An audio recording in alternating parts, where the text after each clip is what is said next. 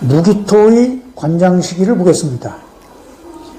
오행의 변화는 무기토의 작용력의 범위 안에서 연출되는 5가지 특성입니다. 이를 사행의 변화와 토의 작용력으로 구분지어 살펴보았습니다. 대지의 작용력은 음양이 변화를 보이는 곳마다 존재하므로 목화금수가 변화를 보이는 바탕에는 언제나 그와 균형을 이룬 작용력이 함께합니다. 양토적인 작용력인 무토는 생명력의 잉태 또는 탄생을 위한 적극적인 변화가 요구될 때 나타나는 작용력이고, 음토적인 작용력인 기토는 잉태 또는 탄생이 잘 이루어질 수 있도록 금수의 기운을 품고 소극적으로 숙성을 시키는 작용력입니다. 무토의 작용력을 대표하는 시기는 계절이 시작되는 첫 달인 인사, 신해, 즉 인월 입춘, 4월 입하, 신월 입추, 해월 입동과 4월에 꽃을 피우고 꽃 속에 처음으로 결실의 기운이 생길 수 있도록 준비하는 진월 청명, 그리고 소극적인 응축의 극대화를 이루는 수월 한로 등 모두 6달을 꼽을 수 있고, 기토의 작용력을 대표하는 시기는 자축, 오미, 즉 잉태를 준비하고 완결하는 자월과 입춘의 맹아가 처음으로 고개를 내밀 수 있도록 품 안에서 숙성시키는 축월, 다 자란 열매와 씨로 하여금 잉태의 기운을 준비하게 하는 오월과 광합성을 통해 익어가기에 극대화를 이루어 씨 안에서 잉태가 시작될 수 있도록 준비하는 미월 등 넉 달과 경신금, 갑을목의 관장 시기가 전환되는 추분과 춘분이 있는 6월과 묘월 해서 6달을 꼽을 수 있습니다. 그러나 두드러진 역할로 인해 관장 시기를 논할 뿐 모든 오행의 변화에는 양토, 음토의 작용력이 음으로 양으로 균형을 이루면서 함께 존재합니다. 특히 관장 시기가 바뀌는 사극성지인 묘, 오, 유, 자와 장생지인 인사, 신해에서는 무기토의 역할이 함께 균형을 이루면서 조화를 이루는데, 사극성지에서의 극전화는 가히 대지의 작용력의 백미로 꼽을만 합니다.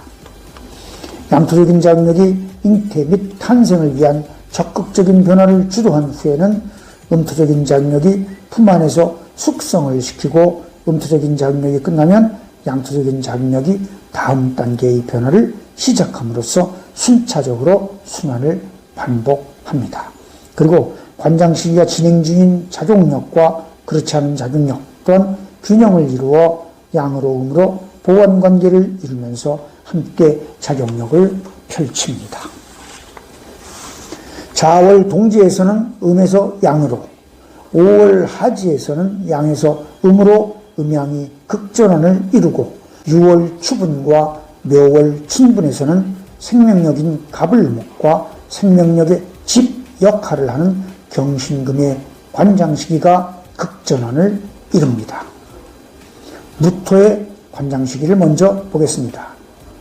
동지에 이르면 신금씨는 해월 무토의 적극적인 응축에 힘입어 응축의 극대화를 이루고, 임수는 정화의 도움으로 생명력의 잉태를 마무리함으로써 계수에게 관장 시기를 넘기는데, 이때 무토는 드러나 있는 관장 시기는 아니지만 계수에 제1차 발령의 기운을 넣어줌으로써 입춘의 맹아로 태어날 수 있는 발판을 이룹니다.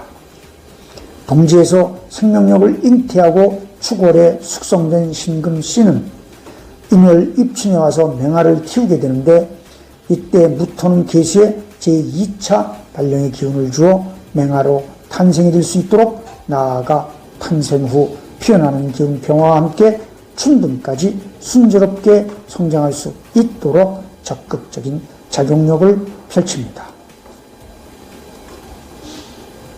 물리적으로 신금씨가 맹아를 키우는 것이지만 생명력인 간목의 기운은 계수입니다. 펌프가 있어야 물을 뜰 수 있고, 항아리가 있어야 물을 담아둘 수 있으며, 컵이 있어야 물을 떠서 마실 수 있는 것과 같이 씨와 생명력은 뗄 수 없는 관계지만 개념의 차이는 분명합니다. 청명을 지나 고구에 이르면 대지는 모광절을 갈무리하고 여름의 시작인 4월 입하로 전환시키기 위해 실질적 음용수이자 탄생의 기운인 개수와 을목, 그리고 병화의 도움을 받아 꽃이 필 수 있는 기운과 꽃 속에 자리할 결실의 기운 경금을 준비합니다. 여기에서의 무토는 모광절에서 화왕절로 전환시키는 작용력이므로 목화가 변화를 보이는 환경적인 바탕에서 적극적으로 작용하게 되는데, 이는 술월의 양토적인 작용력이 환경적인 바탕에서 소극적인 응축을 극대화시키는 것과 상대적이지만 같은 이치입니다. 4월 입하에 이르면 무토는 적극적으로 꽃을 피우고 꽃 안에 처음 생긴 결실의 기운에 제3차 발령의 기운을 넣어줌으로써 여름의 문을 엽니다. 입하 전 고구 즈음에 꽃이 필 수 있는 꽂는 자리를 만들고 결실의 기운이 생길 수 있는 자리와 기운을 만드는 것은 관장시기를 같이 하는 을목이고, 입하에 이르러 꽃을 피움과 동시에 발령의 기운을 넣어 결실의 기운을 탄생시키는 것은 무토와 개수의 합작품입니다. 하지에서 개수에게 제4차 발령의 기운을 줌으로써 임수에게 관장시기를 넘기게 하는 것과 동지에서 잉태를 이룬 개수에 발령의 기운을 준 것과는 상대적이지만 같은 이치입니다. 다만 무토는 작용력으로서 개수에만 주지만 병화는 합으로서 신금에만 품게 하고는 관장시기를 정화에 넘깁니다.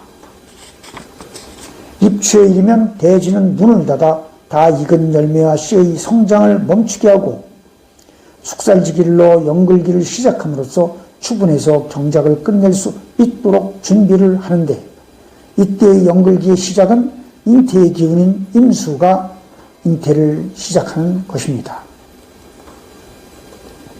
하지에서 잉태의 기운 임수가 시작되고 미월 이거하기를 거쳐 신월 입추의 경금의 탄생으로부터 잉태가 시작되어 추분 이후 술월의 소극적인 응축, 해월 입동의 적극적인 응축, 동지의 응축의 극대화로 이어짐으로써 잉태는 마무리됩니다.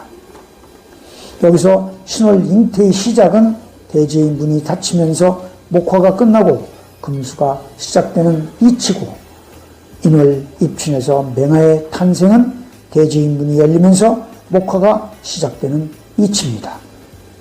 술월 한로를 지나 상강에 이르면 대지는 금왕절을 마무리하면서 소극적인 응축의 극대화를 이룬 씨로 하여금 겨울의 시작인 해월 입동부터의 적극적인 응축을 받을 수 있도록 준비를 합니다. 입동까지의 소극적인 응축의 마무리와 입동에서의 적극적인 응축으로의 전환, 그리고 입동부터의 적극적인 응축 모두 양토적인 작용력입니다. 기토의 관장시기를 보겠습니다. 자월이 되면 기토는 해월에서 시작된 적극적인 응축을 바탕으로 마무리하면서 신금씨를 품어 동지에서 응축의 극대화를 이룰 수 있도록 숙성을 시킴으로써 정화와 함께 잉태를 완결짓습니다. 이때 동지에서 탄생의 기운 개수에 제1차 발령의 기운을 넣어주는 것은 양토적인 작용력 무토지만, 잉태 이후 계속 축월을 거쳐 입춘에서의 탄생까지 품 안에 보듬어 숙성을 시키는 것은 음토적인 작용력 기토입니다. 묘월 경칩에 이르면 기토는 간목의 성장력을 마무리하면서 입는 자리를 만들어 춘분이 되면 입는이 나옴과 동시에 을목의 관장시기를 열고, 한편으로는 신금을 품어 병화의 도움을 받아 발령의 기운을 품게 함으로써 경금의 관장시기를 엽니다. 4월 입하에서 무토의 작용력에 의해 맺힌 결실의 기운은 5월 하지까지 병화와 을목 그리고 개수에 의해 다 자란 열매와 씨가 됩니다. 이때 기토는 5월 망종부터 하지를 지날 즈음 다 자란 열매와 씨를 품고 피어나는 기운 병화를 이거하게 하는 기운인 정화의 기운으로 전환을 시킵니다. 하지에서 시작되는 잉태의 기운 임수는 어둠의 기운입니다. 따라서 밝음의 기운인 정화와 함께라야만 생명력으로서의 잉태의 기운이 될 수 있습니다. 미월 소서부터 입추까지의 한 달 동안 깃터는 정화와 을목의 도움을 받아 다 자란 열매와 씨를 다 익은 열매와 씨로 전환을 시킴으로써 입추 이후 축사를 받을 수 있도록 준비를 마칩니다. 깃토는 음토로서 엄마의 몸과 같아 축월에 상대되는 미월 역시 경금을 품고 여름에서 가을로 넘어가는 극전환을 이룹니다. 화기를 흡수해 금기를 생하는 이치입니다. 각 극성지에서 무기토의 관장 시기가 겹치는 이유는 관장 시기가 바뀌는 극한 변화 때문입니다. 6월 백로에 이르면 기토는 신월에서 시작된 영글기를 여물게 하면서 경금 안에서 잉태의 기운을 품고 있는 신금씨를 품어 추분에 이르면 정화와 임수의 도움을 받아 을목을 간목으로 병화의 도움을 받아 경금을 신금으로 관장시기를 전환하면서 신금으로 하여금 간목의 기운을 품게 합니다.